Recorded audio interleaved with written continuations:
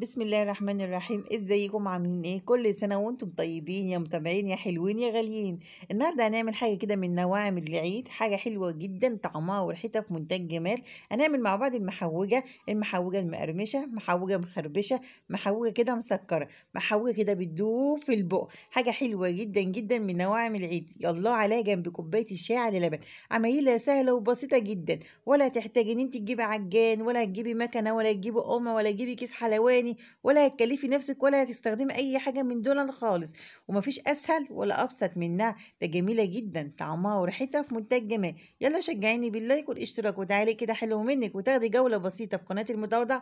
ان شاء الله تستفيدي معايا. وقولي لي في التعليقات كل سنه وانت طيبه يا دودو، واكتبي لي انت بتتابعيني من اي بلد عشان ارحب بيكي ان شاء الله. تعالي كده نقول بسم الله الرحمن الرحيم، واللهم صل وسلم وبارك عليك يا سيدي يا رسول الله. تعالي نشوف مقاديرنا هتكون عامله ازاي. عيد سعيد علينا وعليكم وعلى الجميع يا رب العالمين.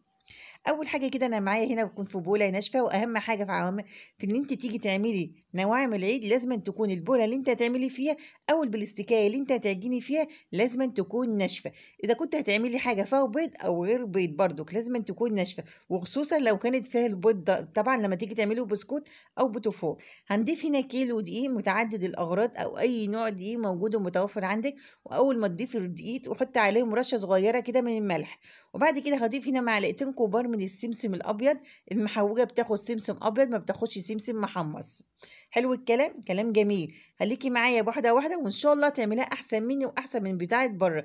بتاعه البيت بتبقى كده مش شبعه وفي منتهى الجمال وبتبقى حلوه جدا. تعالي هنا انا بضيف السكر. ضفت اول كوبايه كده من السكر، وادي تاني كوبايه من السكر. وخلي بالك من الكوبايه التالته مش هتكون مليانه، يعني 3 كوبايات الا ربع من السكر. ممكن تقللي كميه السكر طبعا حسب الرغبه. وبعد كده هضيف هنا كيس بيكنج باودر بحاله.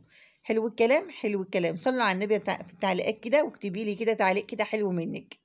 وبعد كده هنعمل ايه؟ هنجيب هنا التحويجه بتاعه المحوجه. عباره ايه عن التحويجه بتاعه المحوجه دي؟ انت بتروحي كده زي الشطره عند العطار وبتقولوا له انا هعمل كيلو دقيق محوجه. هو اللي بيديك التحويجه دي وهو اللي بيعملها. ماشي. في ناس بتاخد ربع كيلو محوجه اللي هي التحويجه دي، وفي ناس بتعملها بالتمن كيلو محوجه. اللي انا ضفت دي ربع كيلو محوجه اللي هي التحويجه بتاعتها، على حسب ما العطار ما يديك. كده بتطلع حلوه وبرده كده بتطلع حلو، بس اللي معايا هنا بترمي كميه كتيره شويه عن اللي هي ايه اللي 8 كيلو. هتقلبي كل المكونات الجافه دي كويس قوي مع بعض لغايه لما تلاقي اللون كله اتوحد. تعالي بقى نضيف الزيت. كميه الزيت قد كميه السكر. شوف انا ضفت زيت سكر قد ايه، هضيف قد برضك زي سكر. اهو ضفت هنا كوبايتين من الزيت، وهضيف برضك الكوبايه التالته الا ربع، ما هياش مليان اهو زي ما انت شفت كده. خلاص كده حلو قوي كده. سهله وبسيطه جدا في عمايلها. كل نواعم العيد صدقيني سهله، بس هي مجرد ما انت ما بتتعودي وبتتعلمي. ما تقوليش لا انا عمري في حياتي ما عملت محوجه، انا عمري في حياتي ما عملت بسكوت. لا، قومي اعملي وجربي وانت هتتعلمي كل مره من اخطائك وهتعملي كل مره احسن من الاول. الحاجه اللي في البيت بتبقى طعمها احلى بكتير من بتاعه بره. كفايه نظافتها كده، وكمان بترمي معاكي كميه كتيره قوي عن بتاعه بره. هتبداي بقى تعجني كل المكونات دي مع بعض. لازم تشربي الدقيق كويس جدا جدا بكل المكونات وتفركي فيها زي ما انا بفرك كده. هتقلبي من تحت لفوق ومن فوق لتحت. عايزاكي تمرمطيها من الاخر كده، كلها تتشرب من بعض. ايوه شوفي انا بفرك فيها ازاي. وتقومي مقلباها من جايبها من تحت ومن فوق ومن فوق من تحت. ماشي. اللهم صل وسلم وبارك عليك يا سيدي يا رسول الله. ان شاء الله انا هنزل لك كل يوم حاجه كده من نواعم العيد، فيديوهات من نواعم العيد باذن الله تعالى. خلاص كده انا خلصت. تعالي بقى نشوف احنا ازاي هنعملها هنا بقى. انا هنا الصاج بتاعي هنا كبير، بس حلاوه المحوجه ان هي تكون رقيقه عشان تبقى مقرمشه وتدوب كده في بقك. لما بيكون تخينه ما بتبقاش كويسه. فانت ما تيجي تحطي مقدار المحوجه بتحطي على حسب الصاج او الصينيه اللي انت هتحطي فيه. يعني شوف انا بحط واحده واحده هون على ما بشوف الصاج هياخد قد ايه، وبعد كده بشيل الباقي في صينيه تانية على قدها. ما ضفتش كله في قلب الصاج لان انا كنت كنت الاول بضيف كله في قلب الصاج ده كنت بلاقيها تخينه، وزي ما قلت لك حلاوتها ان انت بتعمليها رقيقه. فانت كمان ما تحطيش المقدار كله في قلب صينيه واحده، لا قسميه على صينيتين كبار، هتطلع معاكي رقيقه وحلوه جدا. هتوزعي كده الخليط في قلب الصاج او الصينيه، وتبداي بعد كده تبططي بايديك الحلوه الجميله دي. المحوجه ما هي الا تبطيط، طبطبي عليها كده وبططي كده كويس، بططيها كده كويس، وتخلي بالك من الجوانب بالذات اللي هي الاحرف دي، وتسويها تحت ايديك كده. لو حسيتي بحته تخينه او حته رقيقه انت بتظبطي وبتحسي بيها، وانت ايه بتطبطبي، يعني اسمها ايه، اللهم صل على النبي، انا نسيت. وانت بتقعدي تخبزيها كده بايديكي. ماشي. بعد كده هنزينها بايه؟ هنزينها بسمسم ابيض. زي ما قلت لك المحوجه بتاخد سمسم ابيض وشويه كده ايه، حبه البركه، بتدي لها ريحه حلوه ولون حلو وشكل جميل طبعا. هتبداي تاني تبططي، ولازم تبططي تاني عشان خاطر السمسم وحبه البركه يلزق تاني في قلب المحوجه. وخلي بالك من الطروف زي ما قلت لك، اكبسيها كويس وبططيها عليها كويس جدا جدا اهون.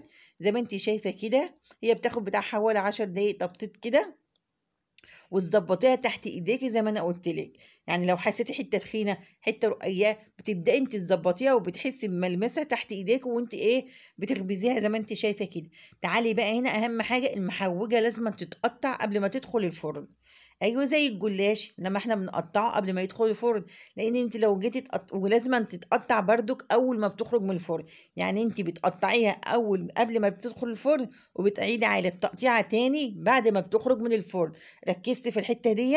هتبداي تقطعيها بقى قبل ما تدخليها الفرن تقطيعات زي ما انت عايزه، عايزه كبيره عايزه صغيره، بس انا بحب اقطعها تقطيعات صغيره كده.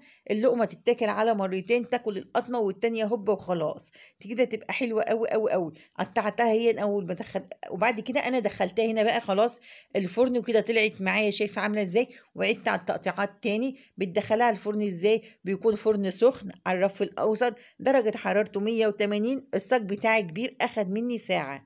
ساعة، ومن فوق كده بتاع حوالي 10 دقايق من فوق لما انا حمصتها وحمرتها من فوق. والشواية اللي كانت شغالة عليها من فوق كانت نار هادية جدا، ودرجة حرارة الفرن كانت من تحت 180.